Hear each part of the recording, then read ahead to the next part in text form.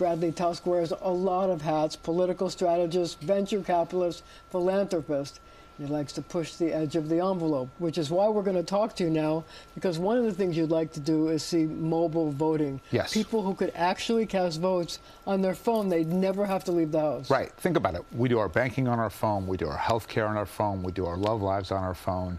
But then all of a sudden, this thing that is really integral to how democracy works, we're not allowed to do it. And the problem is, as a result, most of us just don't vote at all. So, city council primary turnout's like 7% in New York City. And so you could win a council seat with 5,000 to 6,000 votes. I got news for you. In a city of I 8.5 have actually million studied people. that. Yeah. There are people who have won with 345 votes. There you go, right. I mean, in the Asian empowerment zone, they won with 1,100 votes. Right. It's terrifying. Which is in no way representative of the public as a whole. 170,000 people are in each councilmanic district. Right. And when you get 11,000, even 6,000 votes. It's tiny. Well, I mean, even Mandani, who won by a decent margin, he got 432,000 votes, which is 5% of New York City's population, right? And so, and by the way, this isn't just New York City. This is true all over the country, because gerrymandering effectively decides who's going to win the general election. So it's really about the primary. Primary turnout's usually around 10%. And who are those voters? The furthest right, the furthest left. Special interests know how to move money and votes in low turnout elections.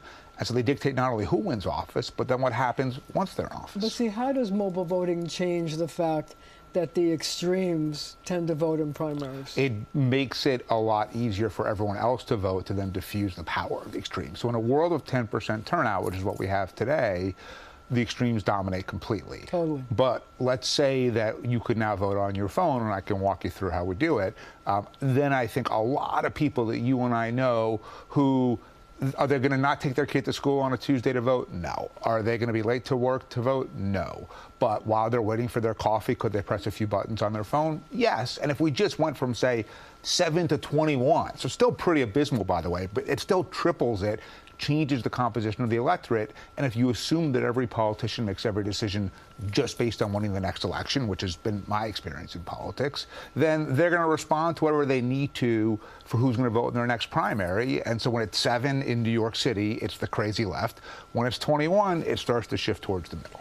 But here's the $64,000 question. Yeah. How do you prevent fraud? Yeah. And how do you prevent, for example, every immigrant, every delivery person has a cell phone. Yeah. So how do you prevent people who are not legitimate voters from voting? Sure. So I'll walk you through the system that we've built. And to be clear, one, it's not meant to replace any form of voting. So you can still vote at the polls. Yeah, all that. And it's also totally philanthropic. So I've paid for all of this out of my foundation. None of this is a business thing at all. You go on the App Store. You would download the New York City Board of Elections app. The first thing they would say is, Marcia really a registered voter here in New York City? You put in your info, fine. Next question, and this really answers what you just asked, is Marcia really Marcia? So we do two things. One is called multi-factor authentication. So that means that, like, if you forget your Amazon password, they send you a code and you put it in. Same thing. Then we do biometric screening. So like Clear at the airport, scanning your face has to match up against your driver's license. Then at that point, all of these things have shown, okay, this is really Marcia Kramer. Ballot comes up on your screen. Ballot is super simple. The idea is to make it easy. Whenever you're ready to vote, you hit submit, and 3 things happen. Your ballot's encrypted, your ballot's anonymized, and you get a tracking code like if it were a FedEx package. It goes back to the Board of Elections. They air gap it, which means they take it totally offline, and once it's no longer connected to the internet, then they decrypt your ballot. A paper copy of your ballot gets printed out. That gets mixed in with all the other ballots. You can see from the tracking code that your ballot was received, tabulated, printed, and so on. And the underlying code itself is open source, which means anyone can audit it, anyone can verify it. It's totally transparent. But yet, when there is a vote, there's always the recount where the Republicans and the Democrats and independents, if there are, show up and say, I challenge that vote. Yep. How are you going to be able to challenge the legality of some of these votes? And what if people say, well, look, as you know, when you go to the polls, there are affidavit ballots and absentee ballots. Yep. So an affidavit ballot, as you know, is somebody who may not be in that polling place or whatever. So do you eliminate the problem of affidavit ballots? Yeah, for the people who choose to use mobile voting, yes. I think you do a few things. One is, to tabulate the votes a lot more accurately and a lot more quickly. Two, you're able to eliminate issues like affidavit ballots. If you think about absentee ballots, so my daughter is 19, and last year was her first year in college, and she had turned 18 right before school, and then she sends me a text saying like, hey, how do I vote? She was excited. And I sent her a link to get an absentee ballot from the New York City Board of Elections. This is a kid who thinks email is antiquated. Like, I remember when we moved her into her dorm, like mailbox, mail room never even came up once. And so is she going to do that? Not really. But are there a lot of people, whether it's young people or people with disabilities, deployed military, people who are literally risking their lives to protect our right to vote? They mail in their ballot from Kandahar. It shows up December 3rd. It goes in the trash. Or imagine you're blind. Not only is it an even much bigger pain to go, you have to hope that they then actually mark the ballot the way that you asked them to, and you don't know because you're blind. And so there are so many communities that would benefit from this. But overall, the main thing is, and I think what I want, and my guess is you do too, is I don't like things being controlled by the extremes on either side. And for as long as they are the only ones who participate in primaries, that's what's going to happen. But if we make voting a lot easier, that changes it. So how do you feel about the idea of open primaries? I support them. I think it would be great. To me, in a world where anyone could vote in any primary, and you could do it on your phone, you would have a lot more turnout, and you'd have to also be able to get more people focused on each primary, which would, and Governor Whitman was talking about this a little bit before I came on, reshape the way that people campaign. She also talked about fusion voting. Yes. Is that a good idea? Yeah, I think so. I mean, it's a good idea. I support what she and Andrew Yang are doing with the Forward Party overall. So, but to me, ultimately, whether it's fusion or open primaries or ranked choice or anything else, if you don't go to the people, nothing's really going to change, right? You have to meet the people where they are, and that's on their phones. So do you need to have ranked choice voting in the general election as well as in the primary? No, I don't. I mean, we don't have that. Should we? Should we? The question really is, would it get us potentially a different outcome in this upcoming race? In this race? Probably not, is Why? my view, because I actually think Mandani is going to win by a pretty healthy margin, and I don't think it'll matter. You don't think that Cuomo, Adams, and Sliwa have a chance? No, I don't. Why not? A few reasons. One, if there was just one of them and not three of them. Should one of them drop out? Yes, two of them should drop out. Who should drop out? The polling would say Sliwa and Adams should drop out because Cuomo is in second. But there was a poll that came out the other day. He was still down by like 30 to Mandani. It's not really that close. But ultimately, you would have to have the other two drop out. And then at that point, maybe you get to a point where it becomes a 50-50 race. But one thing that I think the business community, and which I'm part of in New York, but has gotten wrong, is this notion that with enough money you can fix anything. That's not really true. Cuomo spent over $20 million on TV but he ran ads. a terrible and they were campaign. terrible, right. So I think that fundamentally you also still need a candidate that people really want. And when you look at each of their numbers, the voters don't really want Andrew Cuomo to come back. They don't want Eric Adams to come back. Curtis Sliwa, they don't consider sort of a major entity one way or the other. And so if we could get, and look, I'm sure this happens to you, happens to me all the time. People who are interested in running for office, who are smart, successful people who aren't necessarily career politicians, will come to me because I was, Mike Bloomberg's campaign manager, and will say, okay, what do I need to do? And then when you explain how the primary electorate works and who it is, they're just like, forget it. But if they knew that you could triple the number of people participating, then all of a sudden we will get better people running who are more appealing, more centrist, and can get things done. And on that note, we're going to have to leave it right there for now. But our conversations continue right after the show on our streaming channel, CBS News New York.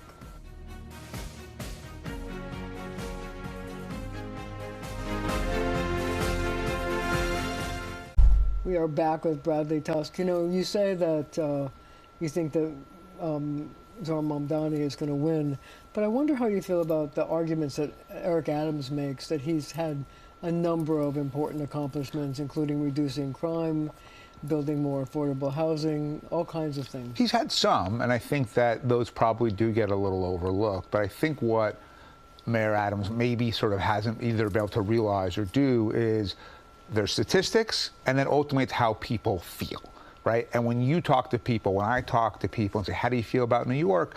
The answer is always sort of not great. And you say, but is that because his indictment or because? No, it's because when you get on the subway and there is someone who is whacked out on tranq or fentanyl and totally terrifying and smells like feces or whatever else, you feel really uncomfortable. So there's a perception of lack of safety. Yeah, and keep in mind, we had thousands and thousands of illegal weed shops that were just allowed to stay open forever. We have scaffolding everywhere that never comes down. We have a shoplifting epidemic that nothing is done about it at all. You got people riding e-bikes up and down the sidewalks in both directions. And so even if statistically the city is in decent shape, it doesn't feel that way to the voters. And that, there was some polling that came out, I think yesterday or the day before.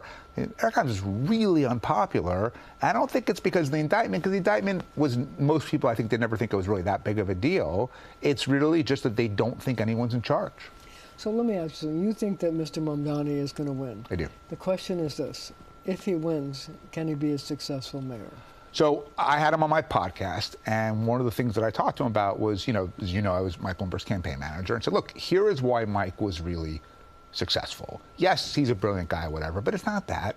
It's that Mike just said, I want the smartest people I can get, and I don't care what their politics are or what their background is. That's true. And thousands of people like you and me showed up in city government, right? And as a result, things got done.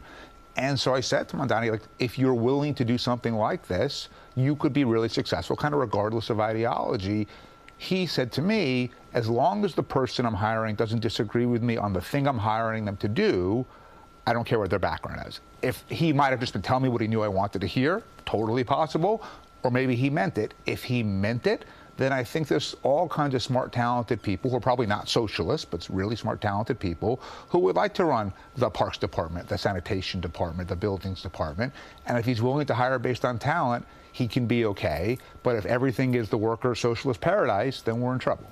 So here's the thing. You yourself said that the issue for a lot of people is the perception that it's not safe in New York City. Even though Mr. Mandani has now changed his tune and said he's not looking to defund the cops, he wants to substantially change how things are done. He wants social workers to deal with mental health issues and the homeless and things like that, domestic policy disputes, which are really hard for the police to deal with. And they argue that they need a policeman, not a social worker. So if he is not able to make people feel that they're safe, he's going to be in trouble. Will he be regarded as a successful mayor? No. I mean, if New Yorkers don't feel like the city is clean and safe and well run, they are unhappy with the mayor. So how does he make the police in the NYPD? Keep Jesse Tisch. That's the way you start. We have a really good police commissioner who is really smart and non-political and centrist, and I think it would send a really good message to keep her in her job. And by the way, for a guy that is trying to draw real distinctions between his policies on Israel and anti-Semitism, Jesse Tisch is also Jewish, and if one of the most important appointments you could make, the police commissioner, is Jewish, that says a lot. So I think he would have a lot to gain by keeping her. But you and I both know, because we have been in the city a very long time, things happen. Yes. Like the shooting on Park Avenue. I mean, that you could never anticipate. Nope. So if you have an instance like that, and it's not handled properly, is the specter of the President of the United States coming into this city a real thing to worry about? Yeah, because we already saw what happened in LA with ICE, and regardless of what your views are on immigration, it was a very aggressive move by a president to do something in a domestic setting either way. And he's from New York City. He has very complicated emotions about New York City, clearly. And in many ways, I think no one wants Mandani to win more than Donald Trump, because he's a perfect foil, and they're perfect foils for each other. And Trump is probably going to try to both portray Mandani as a failure no matter what, and then use that to make the case for Republicans nationally. And so, yeah, I mean, if Mandani is mayor, he has to watch his back, and what that really means is he has to make sure that things like quality of life and public safety and law and order are maintained and improved, because if not, he's going to have Trump looming over him. But his base is going to want to take on Trump. For sure. And by the way, you can do that on all kinds of ideological issues, on immigration, on guns, whatever, abortion. Sure, go do all of that. I mean, but not public safety? I would not if I were him, because ultimately, if he can't make the city safe and people don't feel safe, he's not going to be able to accomplish the rest of his agenda. So you said that the president would like to have Mandani as the face of the Democratic Party nationwide to help him in the 2026 elections, to keep control of the House of Representatives. But the question I have for you is this: what effect does that have on the political leaders we have in New York? Kathy Hochul is going to be running for re-election in 2026. Hakeem Jeffries, who also is going to be running in 2026. And Chuck Schumer, who has an election several years after that. You know, do they have to endorse Mr. Mandani? And if they do, what's the effect? And if they don't, what's the effect? I mean, clearly they don't want to. Look, I am of the view that endorsements in a campaign from elected officials is wildly overrated. Not for Kathy Hochul running for governor. But I don't think any New York City voters really care who Kathy Hochul endorses or doesn't endorse in the mayoral. But you see, if she runs against Elise Stefanik, Elise Stefanik is going to make her the... She's going to make her own Mandani either way. Like, so Hochul needs Mandani to be a success, which means in that first term, in that first year in Albany, Hochul's going to really have to go out of her way to try to be helpful to New York City. Or she's going to have to take him on and say, I don't like your police policies and I can overrule you. If it comes to that, yes. But I think ideally for her, he can just sort of not be a huge problem for her until she gets through her re-elect. Does she need to endorse him? No, I just like, to me, if Donald Trump comes into a Republican primary and endorses, that matters a lot. Maybe in a super far left electorate, a Bernie or an AOC would matter. But by and large, what I've learned over all the years that I've run campaigns is people don't care what other politicians tell them to do. So to me, pursuing these endorsements is generally a waste of time. Look, Andrew Cuomo rolled out assembly member after state senator. Absolutely true. It meant nothing. So I actually don't think it's really an issue. I think the problem is if you're Hakeem and Mandani has a terrible first year, that's really going to hurt his ability to win some of those seats back. And then if you're Chuck, it's even more complicated because on one hand, Mandani as a success actually helps AOC in a primary against Chuck, but it also then takes pressure off of other Democratic Senate candidates. Mandani as a failure helps Chuck specifically against AOC, but then hurts him in the rest of the country. And so he's got to really, yeah. So just to change topics for a little bit, I saw a story that sort of is interesting where Justin Brannan, who is the city councilman, is calling on City Bike to stop people under the age of 16 from opening accounts and riding e-bikes. Because there's been a huge increase in the number of accidents involving young bike riders. How do you feel about that? I strongly agree with Councilman Brannan. So I have a 16-year-old son. And I remember he just turned 16 not that long ago. And before that, he was at a Mets game with his friend when he was still 15. And I find my phone or find my friend, whatever, I can I track my kids, right? And I see the dot coming back into the city, but it doesn't make sense. It's not the 7 train. It's not an Uber. I'm like, and he was on a City Bike e-bike, underage, no helmet, went over 2 bridges, went through 3 boroughs. How did you feel as a parent? Horrible, terrified. And look, I buy him helmet after helmet, and like you try getting a teenage boy to do something that's totally uncool. They won't do it. And so at the very least, City Bike, which is owned by Lyft, could at least do age verification, and they already have the technology to do it. So why don't they do it? I think right now, either because it hasn't really been an issue, or more likely, they make money when my 15-year-old kid uses it. But Lime, which is another bike rental place, if you are under 18, they don't let you use it. You can't use it. You can't establish an account. Correct. So the technology exists. There's no reason why Lyft can't do this. I saw the letter from Brannan. I thought it was a really powerful letter. I knew the mayor hasn't weighed in on this, but he did weigh in on reducing the speed limit for e-bikes to 15 miles an hour. So that was a good step too. So I'm hopeful. And look, I know that this is like a small little thing, but if you're the parent of a teenage boy, especially, teenage boys have like the worst judgment ever of anyone, right? I was one once, I have one, I know this. You really right now are very worried, and at the very least, if they're on a regular bike and not an e-bike, their chances of getting seriously hurt in an accident are lower. And so, look, hopefully Lyft is listening and they will just do the right thing. If not, then Councilman Brannan and others, and I'll help them however I can, will need to pass legislation to force them. Last question, social media. Yes. Should things be done to limit younger kids' access to social media? Yes, absolutely. And what do you think should be done? So a few things. So one is Australia banned social media for kids under the age of 16. And the reason they could do that, it actually starts to how we started this whole conversation, is Australia has compulsory voting. So turnout's about 97, 98%. Wow. And if you poll parents, and I've seen lots of data on this, most parents are terrified of what their kids are seeing on the internet and don't really know how to control it. So they, of course, and this was certainly true in Australia, don't want their kids on. But in the US, when turnout is 10% and not 98%, Facebook walks around the halls of Congress and says to a member, hey, it'd be a real shame if someone dropped $5 million against you in your next primary, and then all of a sudden, all that goes out the window. Right. So there's a law called Section 230, which provides liability protection to the social media platforms that the media regulator does not have, right? So in the ways that you can be sued, but you also have to do something about the algorithms that target these people. Yeah, for sure. So there was a bill that Andrew Gennardis, who's a state senator, passed last year in Albany that did ban algorithmic feeds towards kids, so that's a really good start. But, you know, they're challenging that in court because they're saying, oh, it's not constitutional, it has to be a federal law. And so, yeah, in my perfect world, there's no social media for people under 16.